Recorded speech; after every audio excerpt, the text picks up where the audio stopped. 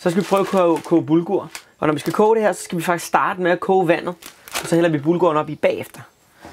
Læs på pakken, hvor meget bulgur du skal bruge i forhold til vand. For det skal suge alt vandet, men det må ikke stå og soppe rundt i vand, så bliver det sådan noget grødet noget. Den her, den skal bruge 3 dl vand til 2 dl bulgur. Men vi starter altså med 3 dl vand her. Sådan der. Og så en lille smule salt. Og så skal det koge først. Og så hælder vi bulgur ind i bagefter. Så koger vandet. Og vi er klar til at putte bulgur i. Bulgur er det her lidt sjove. Den her sjove ting. Det er knækkede durumhvedekerner. Det er sådan noget knækket korn. Ligesom man laver mel af, det er bare meget grovere.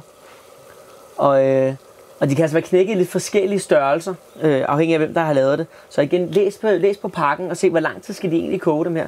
De her, de skal ned i kogende vand, og skal de lige koge et par minutter, og så kan man slukke for det. Og jeg havde puttet 3 dl vand i først, og nu skal der 2 dl bulgur i. Sådan der. Det skulle gerne passe til 4 personer. Sådan der. Lige sørg for, det er dækket af vand. Og nu slukker vi bare og lader det stå og hvile i 10 minutters tid. Så er det klar. Så tror vi, at min bulgur er trukket færdig. Og alt vandet er forsvundet. Jeg har bulguren suget til sig. Nu rører jeg den lige, så den bliver sådan god og luftig.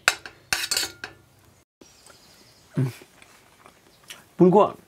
Det skal være sådan lidt tørt i det. Og der må godt være lidt bid. Og kan mærke, at man tykker det. Det skal ikke være sådan noget slimet grød noget. Så har man brugt for meget vand.